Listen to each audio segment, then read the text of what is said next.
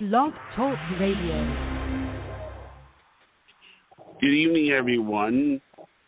This is me, Jonathan Alexander, and I'm here to host our show, Life, Laughter, Happiness.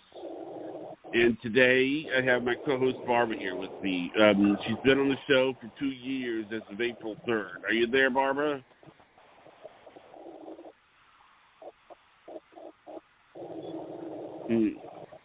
Barbara, can you hear me? You're cutting in and out, Johnny, but yeah. I'm sure you tried to introduce me, and yes, I am here. If anybody can hear me, I can hear you. Maureen, are you now there? You're just cutting in and out. Yes, Maureen, are you there? Okay. I'm here, Jonathan. Okay. Well, Barbara, what I was going to say, I told everybody how you've been on the show for 2 years as of April 3rd.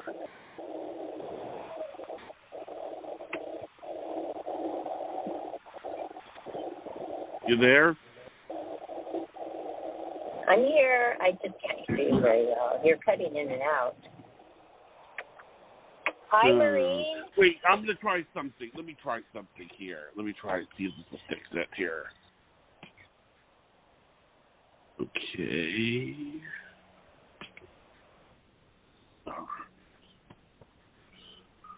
Okay.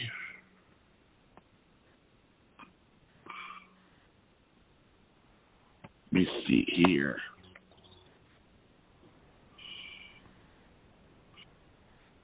Okay, I'm going to try to see if I can...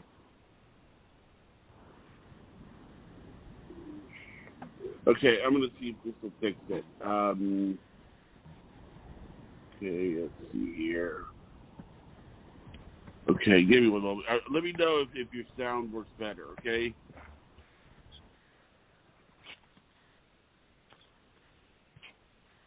Okay. It's working just fine now. Did you lose Maureen?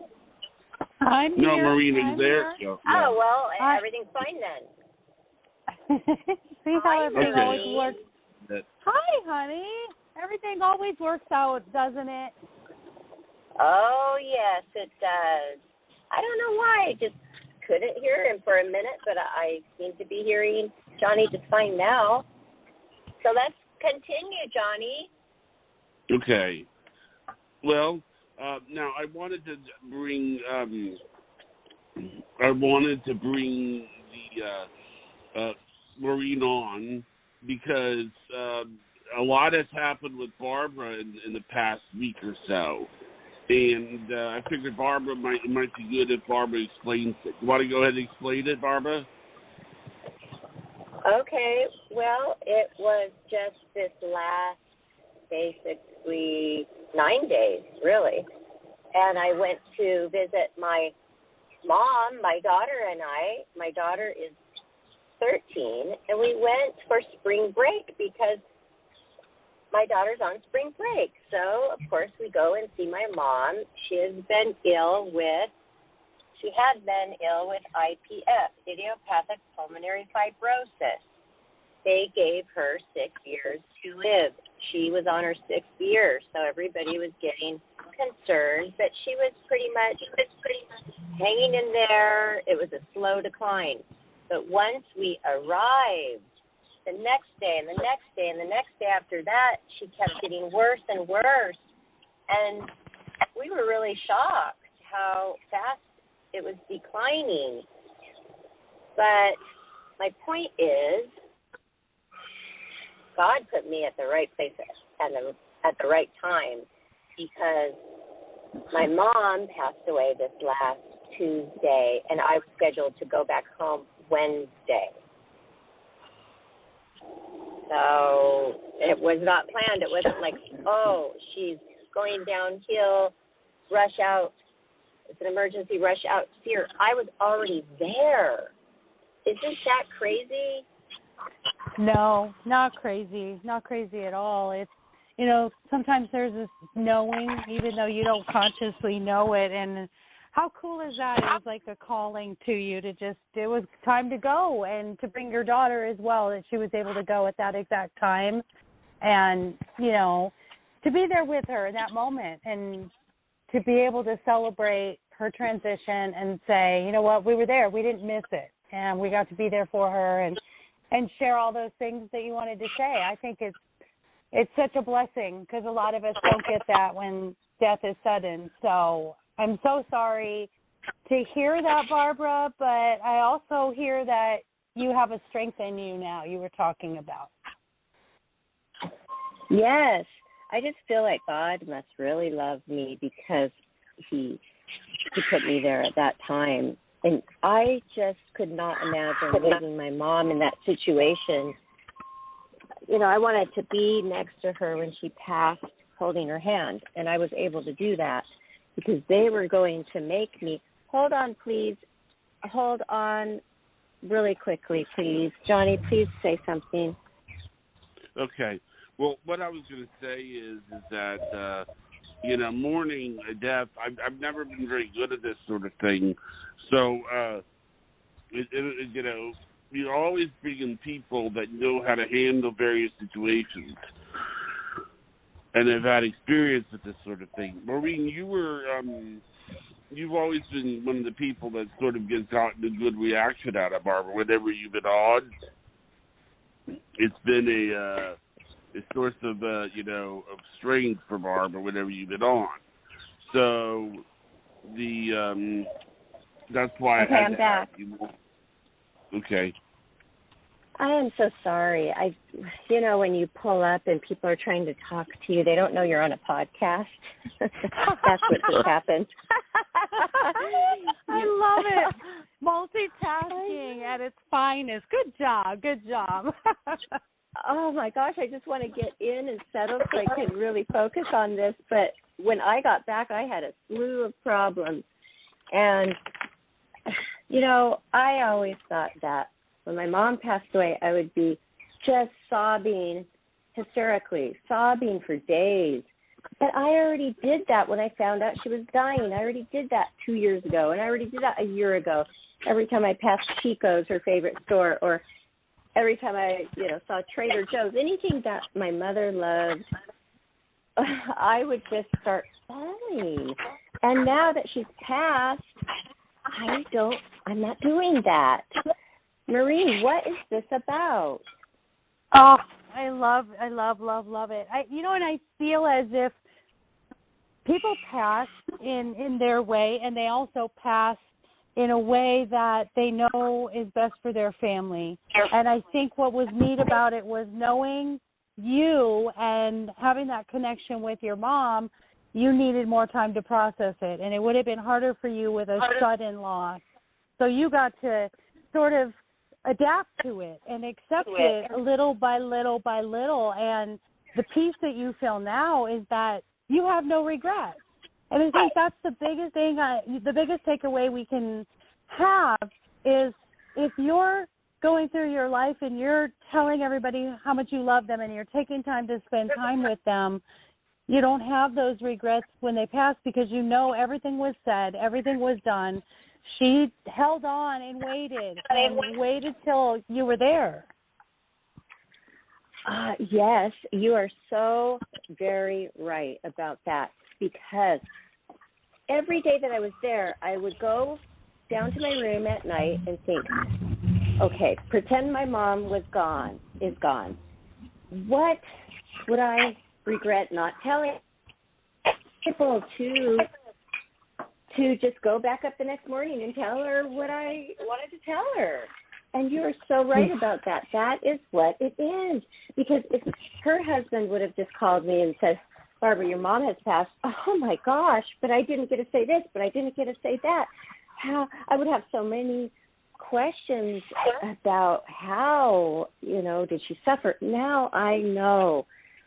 I have said every single thing I wanted to say, and vice versa. And all those nights, it's not that many nights, like 6 nights where I was able to do that. And my daughter, every night that she went to bed, we were able to sit at her bedside and just talk and reminisce.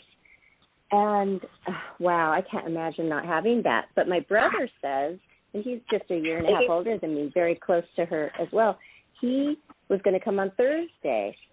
So he missed that, and he says that he wouldn't have been strong enough to handle seeing her suffer, because she really did suffer at the end.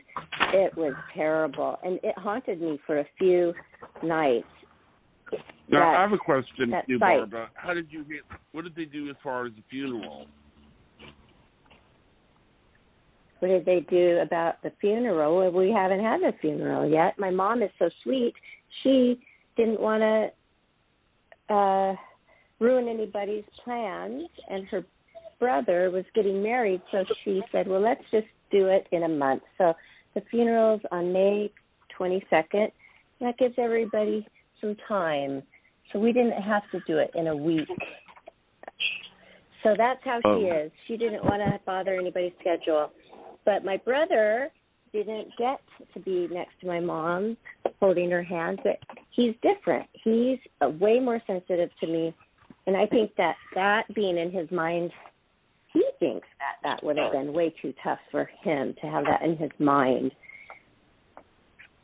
What do you think about that? I think it is so beautiful that, even in her last moments, she was being considerate, knowing that, and even God in the universe saying, you know what, I know that Barb needs to have this to have her closure and peace, and I know her brother, needs to have it later. And I just think that's so beautiful that even at the end she was thinking of you guys. And I just love that you got that closure. That's an amazing thing, and that's why you feel more at peace. You don't feel devastated because you knew, that's the cycle of life. We're not going to be here forever, but you knew that we said everything. We had those tender moments. We did everything that we needed to do. I remember when my grandmother passed, and we were at the funeral, and my sister was, inconsolable, and she doesn't handle death very well, and she couldn't talk. And I remember getting up and talking, and I wasn't crying. I was laughing. I was talking about the moments that I had with her. But the reason why was because throughout my entire adult life, no matter what was going on in my life, I would spend time with my grandmother. I would bring her to my house. I would make her favorite German meal. I would, have her spend time with the kids. And so when she passed, I felt exactly like you, Barb. I felt like everything was said, everything was done. She knew I loved her. I knew she loved me, and there was just this peace about it. And I'm so, so happy for you. Oh, thank you so much. I am really shocked, even though we understand why I'm able to be strong right now. I still feel shocked about it, but God really has given me the peace. But I have to tell you guys something that is so crazy. My mom actually expected me to leave on Wednesday, no matter how bad she was doing. She had the lung disease, so she was hardly able to breathe. Every single breath was becoming harder and harder. And to watch somebody basically suffocate alive, that was so, because they're suffering and there's nothing to take the edge off, really. Maybe a little bit of anti-anxiety medication, but just watching that was so horrible that she was saying, no, you go home no matter what. And it was upsetting her that I was saying, I can't leave your side. I'm supposed to leave your side knowing I'm never going to see you again? How am I going to be able to do that? And they were expecting me to do that. My mom and my stepfather, Dawn, who has been married to her for 29 years, she's strong. And a neighbor lady actually came around the back to where my room was there and said, I think that your parents are asking way too much of you, asking you to leave her side, knowing that you're never going to see her again. I was having nightmares. I was actually visualizing my aunt coming to take me to the airport and me stopping the car and saying no and running back and saying, I can't leave you like this. I was visualizing that. And then that day that she passed away, I was in the shower. I could not get warm. the water was scalding my back. I'm like, this is scalding hot water, and I'm still shivering. I'm cold. And all of a sudden, I just visualized me holding my mom's hand as she passed, and that was a manifestation that I did not know. I kept manifesting leaving her. Well, it switched. It was so strange. It switched into me manifesting holding her hand as she passed. And I got upstairs to make her lunch, and they had to call 911. 4 hours later, she passed away, and I was there as she took her last breath. Wow. That's amazing. I mean, think about this, too. She knows the pain is going to be for you to watch her go. A lot of times when people want to transition, they don't want you to watch it.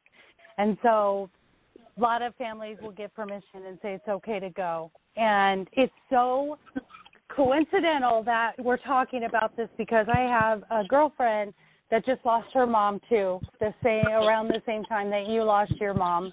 And she had moved her home from the hospital. She went into the hospital on Thursday. She got her home on Monday, made a nice little room for her.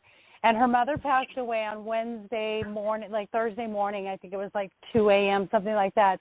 Well, she was in that room with her mom the whole time, and she went to take a shower. And when she took a shower, she even said in her head, she said, she's going to pass when I'm in the shower. And her sister and her boyfriend were in the room with her mother, but she went to take a shower, and when she came back, her mother had passed.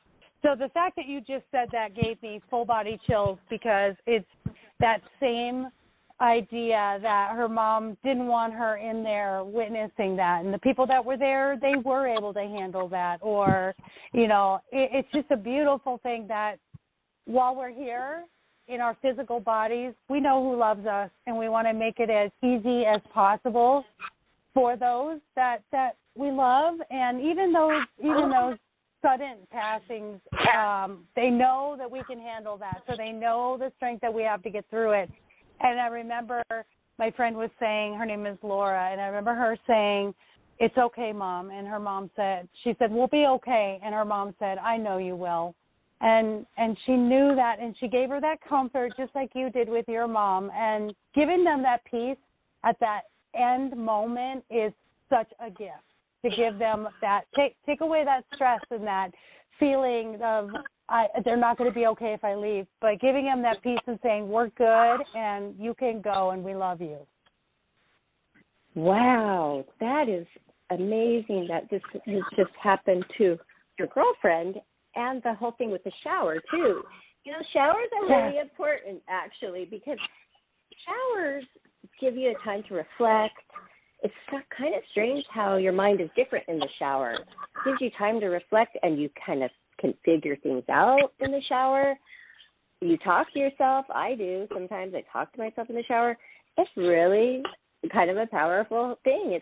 It's water. It's healing. It's cleansing. Yes. So kind of makes sense, you're right? And you're at your most vulnerable because you have no clothing on, and you're essentially washing away. You're worried. Yeah. I've heard of that as a method of, dealing with depression or anxiety. They say go in the shower and then just envision that water washing away anything that you're concerned about. So I think the shower is, and water is life. Water is life-giving.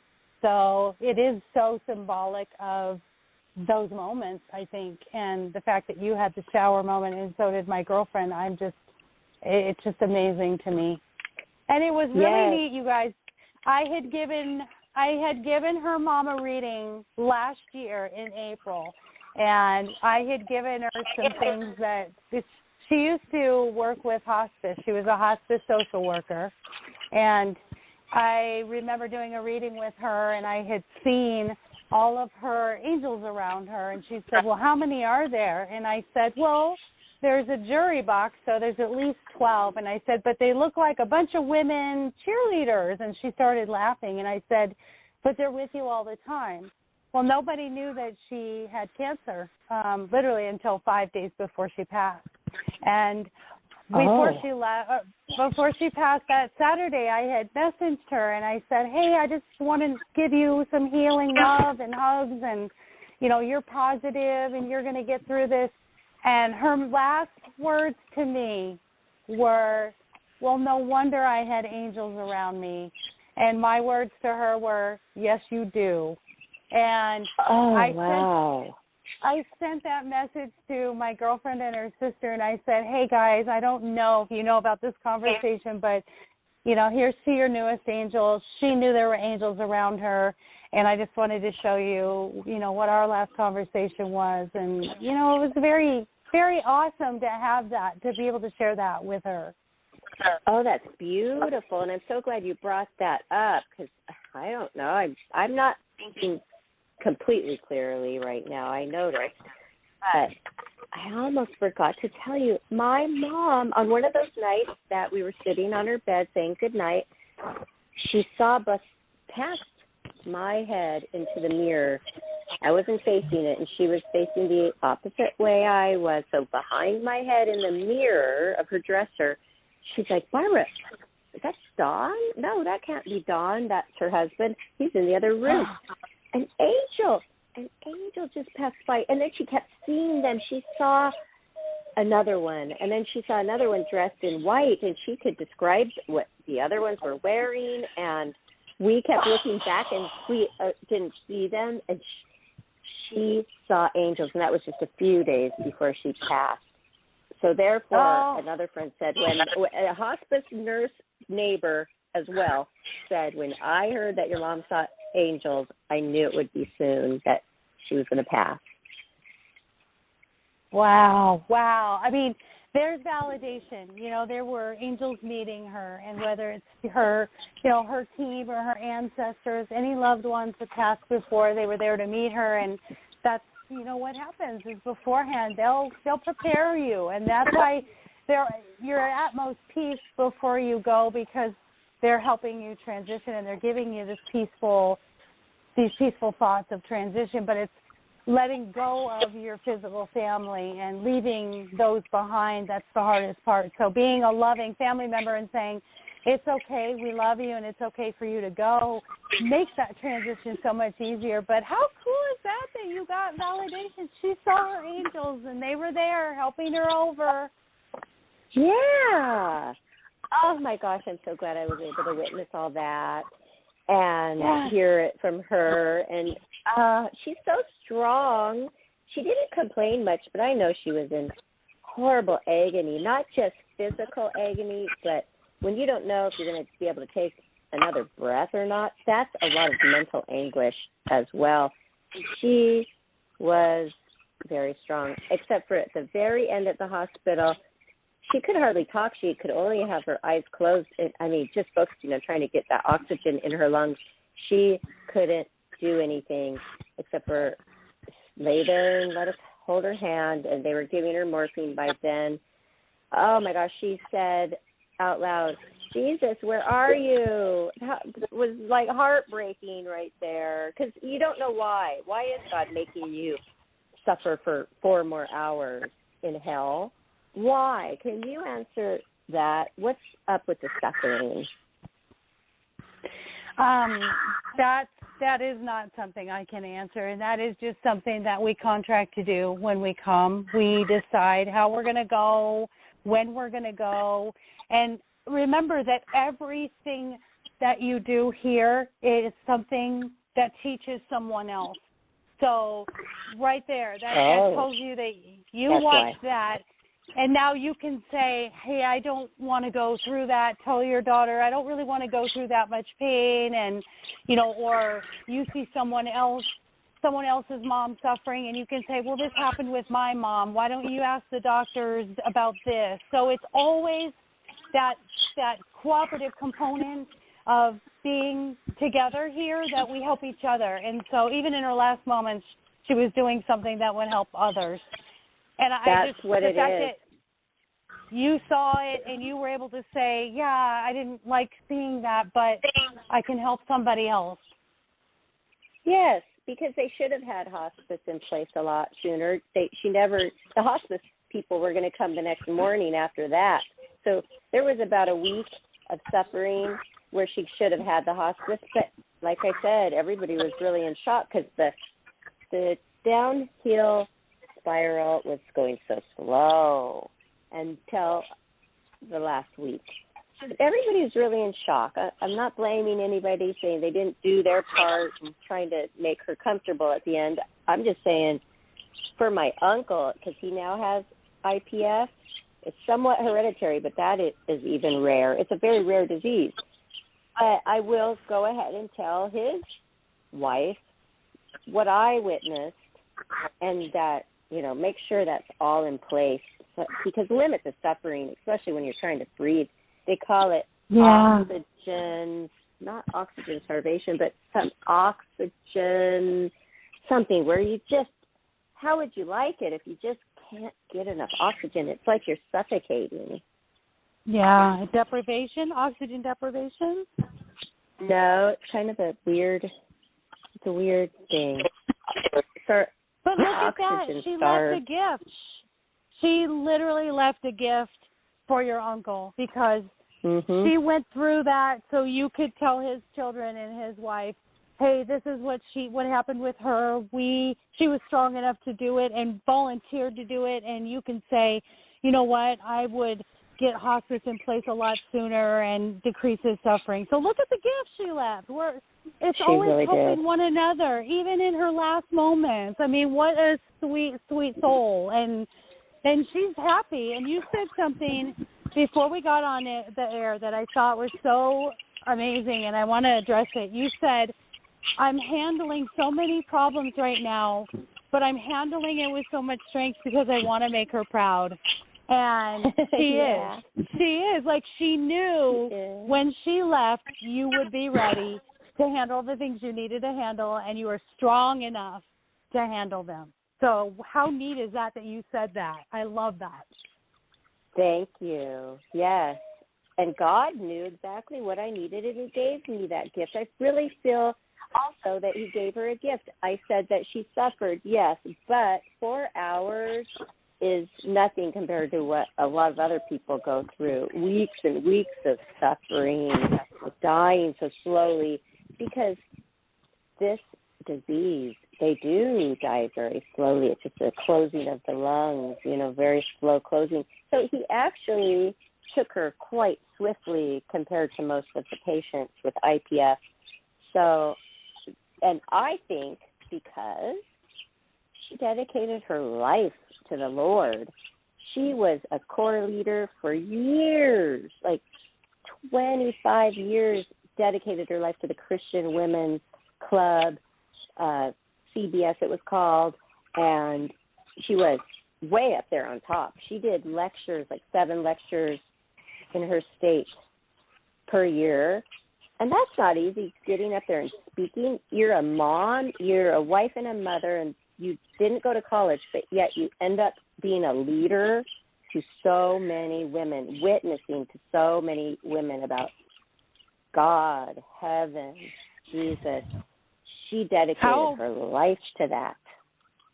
How beautiful is that she was such a charitable soul, and she showed love and kindness, and in the end, she actually got mercy because of that, because she gave while she was here. So her legacy is that. That's what she gets to carry on. And when I was talking about my friend's mom, I sort of channeled a message after she passed, and I remember, getting this message. She went exactly the way she wanted because, like I was telling you, she was a hospice social worker, and she had helped so many families and patients through the long, enduring process, and for her to not have to suffer very long and to be able to not have years and months of this suffering, she would have never wanted that. And in the end, I really think, like, as hard as it is for the void that they leave for us and the sadness we have because we miss them, they're a part of who we are, and that's never going to be filled.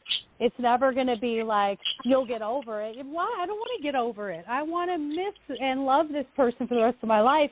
There will be a void, but the fact that they go the way that they want to and that it's as quick as it was is I just think that's such a blessing, and how much gratitude we can have for that. That she would never have, because she was such a giving person, she would never have wanted to be a burden for longer.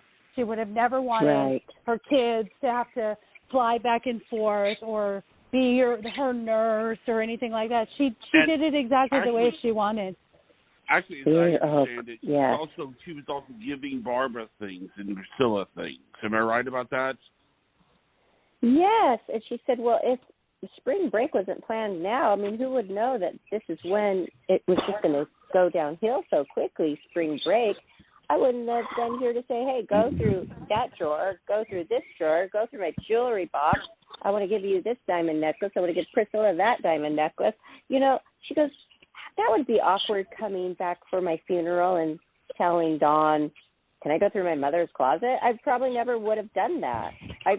She didn't have a will. I would never have done that. That's too weird. So I'm able to wear my mom's jackets, and her wardrobe was gorgeous. We have the same style. I'm going to have these beautiful items for the rest of my life that she really, I know for sure, wanted me to have them. I didn't have to go rifle through anything after the fact, saying, well, I'm sure she would want me to have these. No, she told me and directed me all through the week of what to take. And this place is packed now. I mean, I already have a wardrobe. Now I got half her wardrobe, too. So, oh, my gosh. I have amazing. Something super cool related to that. So, when I do life coaching and people are struggling with being what they want to be or how they want to be, I always say, imagine 3 people that you look up to, whatever characteristics or qualities that they have, and imagine putting this in a cloak and putting this on every morning, and you have those qualities. And when you just mentioned you wear her jacket, that's where you get your strength. You have her with you. It's like when you wear that jacket or you wear her clothes, that's her saying, that's me. I'm wrapping myself around you when you wear this, and I'm with you. I just think that's so cool. I have full body chills when you said the jacket. I just got this message where I was like, oh, she's saying I'm with you. That's why you have strength, because you've got pieces of me with you. And I'm a firm believer in giving my children what they want before I die. And let's talk about everything. Don't wait till after I'm gone. Like let's do it here and now. My friend I was telling you about that lost her mom, before she passed, my girlfriend said, do you want anything? And she goes, I'm craving a beer. And my girlfriend was like, okay. And the entire family gathered around her, and they all had a beer with her, and they all said what they wanted to say, and they took a picture, and she posted it on Facebook, and I just looked at that picture, and I thought, man, I want to go like that. I want to go with my family around me. I want everybody around me saying, we love you, we're going to miss you, thank you, and we have a beer to celebrate you. Like, that's how I want to go. I don't want to wait till I'm out of my body and I'm gone and I'm a bunch of ashes. I want it said now. And so that's the takeaway. That's the takeaway we have, right, is let's do this now. Yes. Let's tell everybody how much we love them and care about them. Oh, my gosh, Maureen. Now I have something so similar to that. This is so strange. I mean, it's not strange. I don't know what the word is, but the parallels here with your friend losing her mom and me losing my mom are very similar, because my mom was going down pretty fast. It was just, she knew it. She knew it. And she said right before I got there, I mean, she wasn't able to walk 5 paces without choking and gasping. But the week before I got there, she was sitting in church. This is how fast this all went downhill for her. She said to the church members, I think it's coming, and I don't want to wait for all the meals. We need them now. I want to taste your good food, because the neighbors, they brought every single night dinner and lunch and casseroles, and just amazing. And she had flowers from people. So she was able to enjoy it now, just like your friend's mom said, I want it now. Yeah. Oh. And that was very helpful, because we always use the dishes. Yes. Oh my gosh. I love it. I love it. And look at that beautiful closure you got. Is like you had those moments, you know, instead of so much of the sorrow and the grief to hang on to after they're gone. Hold on to those and say, oh my gosh, remember when we had this meal, or remember when she said this, or that's what she wants. That's the legacy. You want to leave that, and you want to carry that legacy on to your children and to their children, and to just say, let's embrace the now. Let's embrace every minute that we have, so we have no regrets when one of us steps outside and something happens one day. We don't know. Yes. Our days. So that you is never know. So cool. Yes. Yeah. And the regrets, you keep saying that, and that was so important to me, to not have regrets. And just that time I was able to, because if you know they're going to pass away in 6 years, you still aren't really focusing real hard on what would my regrets be if I didn't say this or that. But when you're faced with just, I've got to go on Wednesday, and I'll never see my mom again, you're really focusing on what do I want to tell her. So that's a big but there you key go. for everybody Why who's don't listening. we do that? Yes. Yeah. Why don't we do that? Why don't we, we look at each other and, okay, I'm 50 years old. If I'm lucky, I've got maybe a good 25 years left. But what if tomorrow I step out in the street and I get hit by a bus?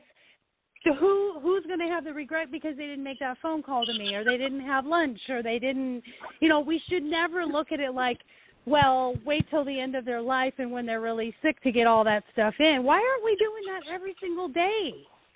Exactly. We need to live like this is our last day. Yes. Thank you. Exactly. Yep. And I wanted to tell you something else, which, okay, the clothing, that is really great. But my mom gave me a very special necklace. She had some diamonds that were just loose from an earring, and maybe she lost the other earring, and then a diamond ring. And one of the diamonds in this necklace that she gave me of 4 diamonds is the diamond that my dad gave her in 1965, and she was just getting married at 20, and that's from my dad, and they were divorced like 40 years ago. But I love my dad so much, and he is mourning her loss, even though he has not seen her for a long time. But they were married 10 years, and they had 2 little kids, my brother and I, and the diamond, she put it in this necklace, and I'm wearing it around my neck with the other diamonds in it, and that means so much to me. Oh, I love that. Did she have something from her childhood that she gave to you, and it was something that you would have thought was insignificant if she wouldn't have mentioned it? Yes. Well, she gave it to me, and it's a ring, and it was my grandpa gave my grandma a ring with a Trojan soldier, and I looked it up. They're antiques. They're really cool. And I haven't taken that off since she gave it to me either. So this is something that her mom gave to her, and now I'm wearing it. It's not really like that, but there's a lot of other little trinkets. Like I kept her sewing. She sewed. She needle pointed. She made greeting cards. I took something of each one of her crafts that she was really good at as a symbol of that. So I have all those little things, but I don't know about anything from when she was a little girl, but it must be the ring that you're feeling.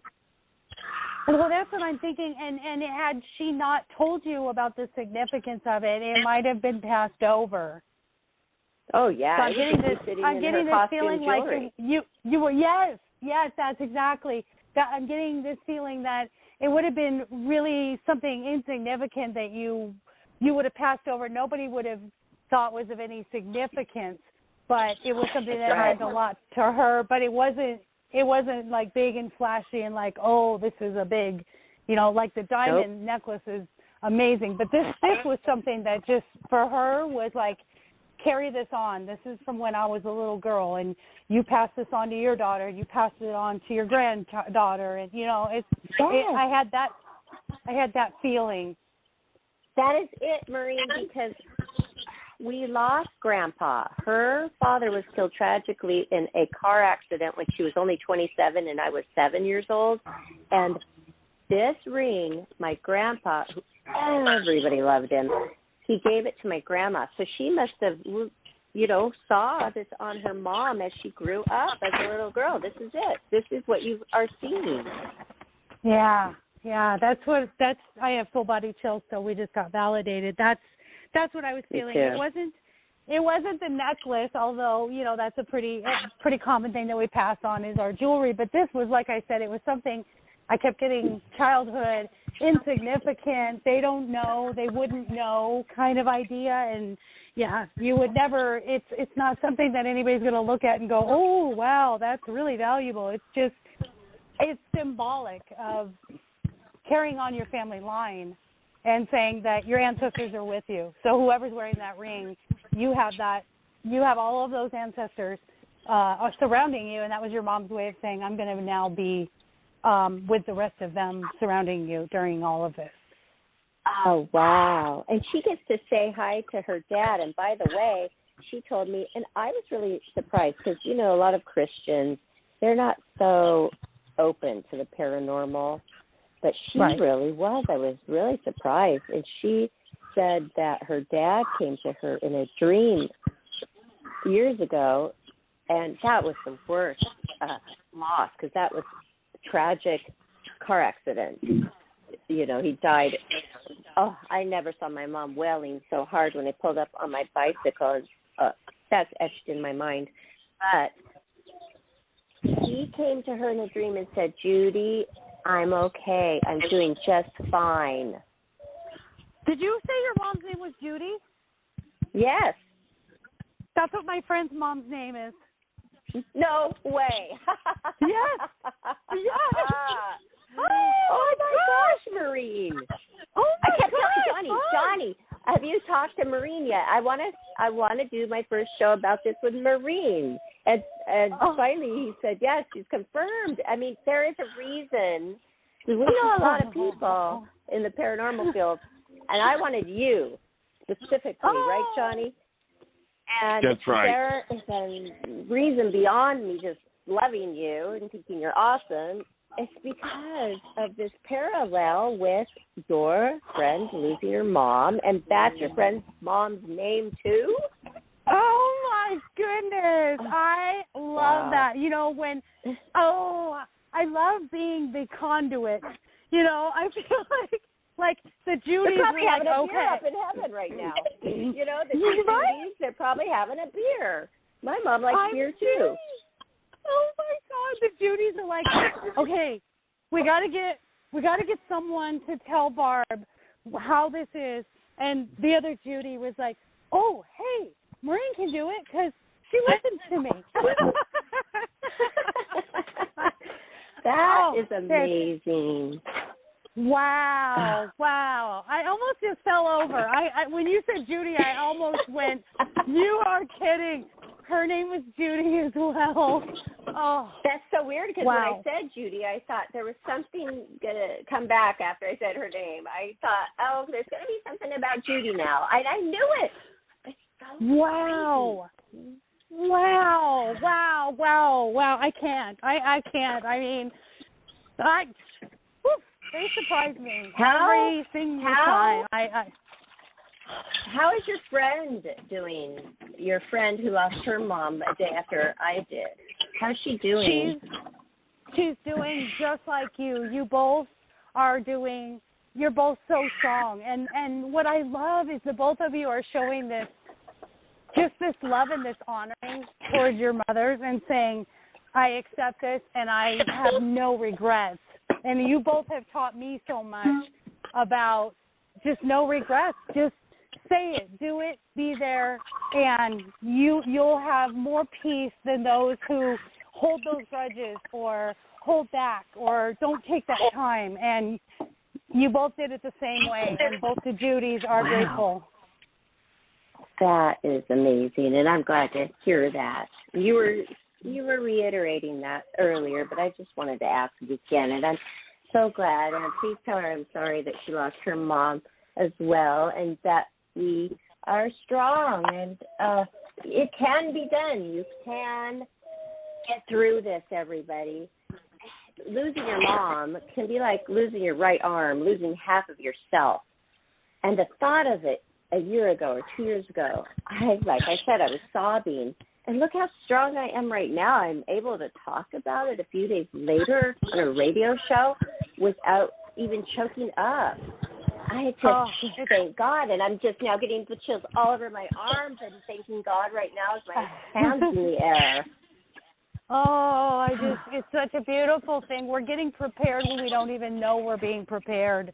And it's just the coolest thing ever because, you know, we think we're so aware and alert of everything, and there's so much going on in the background spiritually and with faith that says, you're good. We've got you. We are always there to get you through this. And, I mean, yeah, you don't think you can make it through, but then you get to that moment, and there's no doubt you will get through because that's what strength is. Yes, and death is a big part of life. That's just how it is.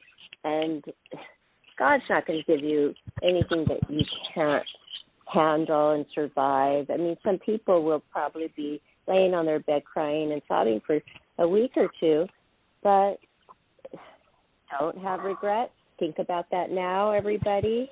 Take care of business. Write a letter if you can't talk to them. Get it out so that you don't have those regrets. I love that idea. You can write that letter and, you know, find that strength one day to say it or, you know, just speak it. Just forgive, you know, doing that prayer of forgiveness. And, you know, I think when you have an open mind when it comes to God and universe and source and something in the afterlife, if you have that belief, I think it brings so much more solace. And those who haven't arrived at that place, I think it's more difficult to get over the hump. And they see it more as something was stolen from me and I'm angry, rather than this is an acceptance of how life works. And I can have peace with it and have no regrets. So, yeah, I think having that open mind, and it's funny you said, you know, she was really about religion and Christianity, but, you know, I think in the end, I think we all have a much more open mind when we're faced with our mortality. And I think we start seeing and feeling things and accepting things more because we let go of the fear, possibly. Yes. And she didn't have fear, and that's a good point, because that was a big thing that gave me solace, is knowing that my mom was not afraid to die. Well, my friend Judy, my other friend Judy, my girlfriend said the same thing. She asked her mom, how do you feel? And her mom said, I feel at peace. And my girlfriend was so comforted by that, just knowing that she was at peace, so my friend could be at peace too. And giving that gift to your family is amazing. I mean, we don't want our moms and our mommies. When I first got there the second night, you know, I was teared up and choked up in the living room with her. And I go, Mommy, Mommy. And I ran to her and I hugged her because I felt like if I didn't run to my mom and cry into her neck, you know, I hugged her and, you know, with that emotion and telling her, I love you, I don't want to let you go, I don't want you to go. If I hadn't done that, that was going to be a regret. So the second night I got that over with, you know, because that's so emotional. And a lot of times we don't want to show it in front of people, and everybody else was around. But it just came out, and you know what? I was like, okay, oh, what a relief. I showed that, but I really was aching to show my mom. I did it, okay? Checked off the list, you know. I mean, it sounds weird, but no, I went through a lot of those checklists. Yeah, really. That was like pure, unadulterated, raw vulnerability right there. And like you said, I don't have a regret because she knew from the depths of my soul how much I loved her. And the fact that you were so open to show it to her and be honest. I mean, people who carry on, grudges and family disputes throughout life, think about it, when it's awkward at the end and you don't know what to say. You didn't have any of that. You had no walls up. You were just like, I love you, Mommy, and I don't want to let you go, and I'm going to miss you so much. What a piece for her to say, oh, my gosh, I know she'll be okay. I know she's strong, but I also know how much she loves me. And that is priceless. Yeah. No one can ever take that from you, ever. No. And then she could relate to it, too, because she said, when I found out my mom died, she goes, I yelled out, Mommy, Mommy. And she goes, I was so grown, and she was in her early 90s when she passed, but I still yelled out, my mommy, and so then we, chuckled and wiped our tears away and smiled, and it was just really a wonderful moment. Oh, think about moms. Moms are our very first caretakers.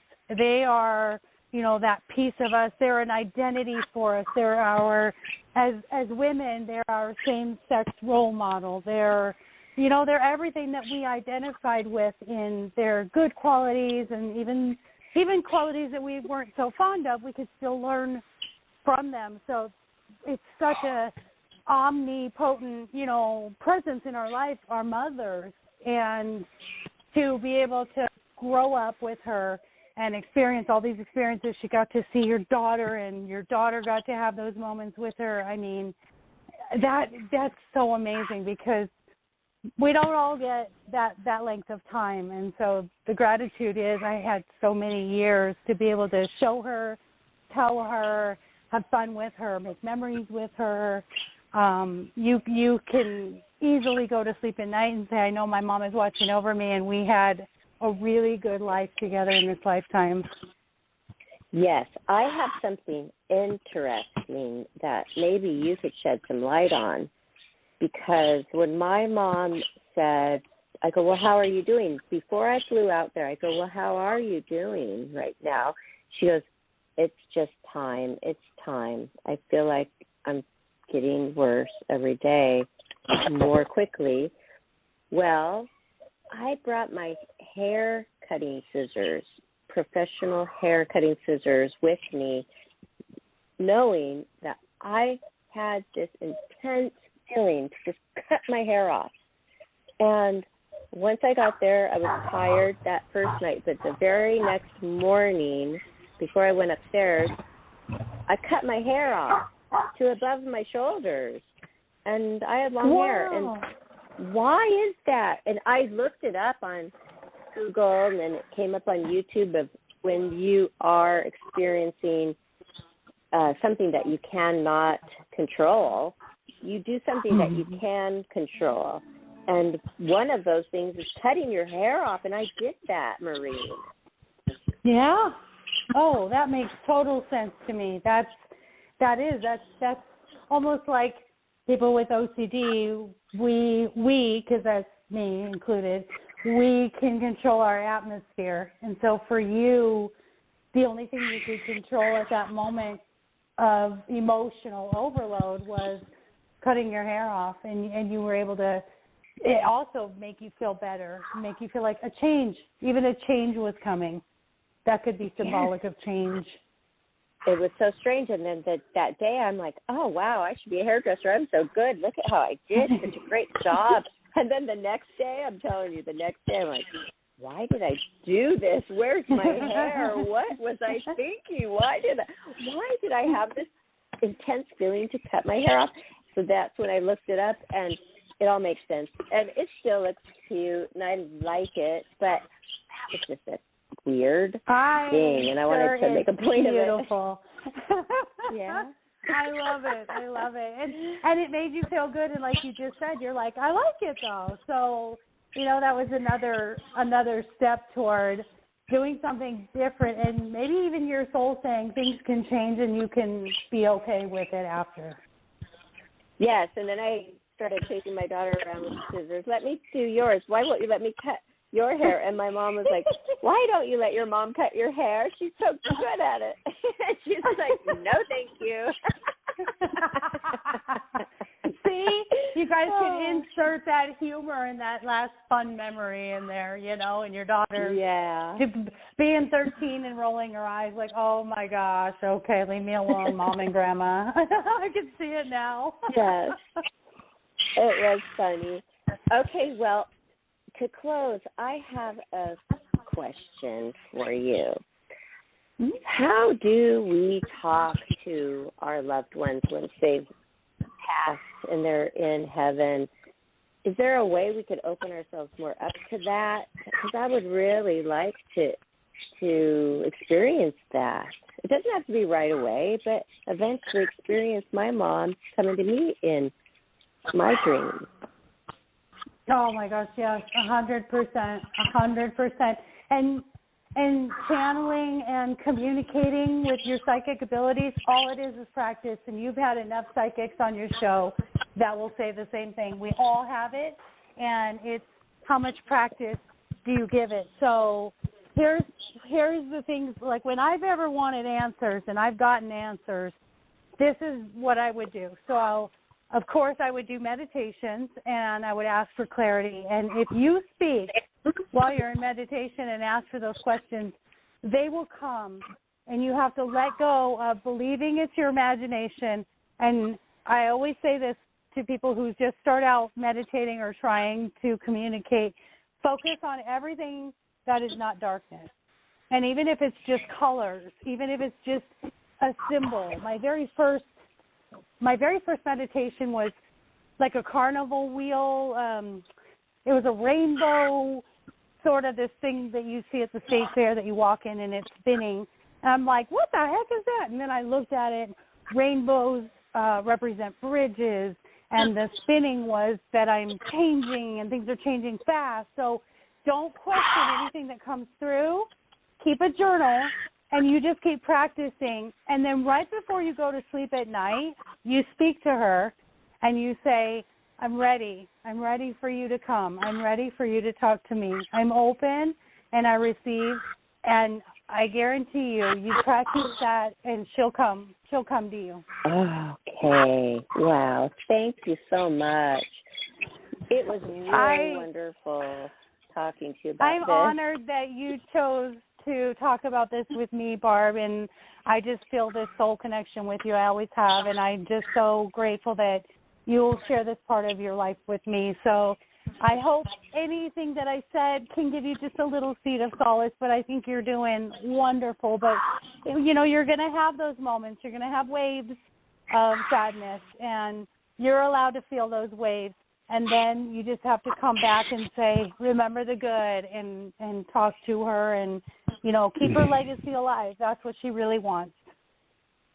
That's true. That really is true. She was very humble, but she did like to be acknowledged like we all do and to be appreciated because she did do so much. And we do. We really appreciate my mom, Judy. Oh, she was a wonderful mom. She was a wonderful woman and a wonderful wife. So thank you so very much. You are welcome. Really And you don't even, it's not a future you're gonna make her proud. You already make her proud. And so don't strive for, I have to do certain things to make her proud. You just be you. She's already proud. And by talking about her the way that you do, you're keeping it alive. You're keeping her legacy alive. And that's all we want as humans is to say, I came here and I did something that mattered and I touched some lives. And clearly your beautiful mommy did, and you're keeping it alive for her. So bless you, my dear. I'm so happy to hear how well you're adjusting. Thank you so much. I think we might get cut off. Okay, well, let's do the shout-out. Don't cut me off now, Johnny. Okay, everybody. Okay. We have 1 more minute, and that's plenty of time to do the shout-out.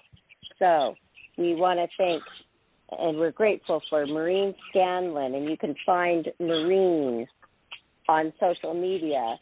It's mostly Instagram, right, Maureen? Please, Facebook, please say Facebook, Instagram. okay? Sure. What's your Instagram? Life coach. Oh, guys, I don't even know. Maureen.Scanlan.lifecoach is my Instagram, and then lifecoachmaureen.com is my website, and Life Coach Maureen on Facebook. Awesome. And everybody can find this show on our YouTube channel, Life, Laughter, Happiness.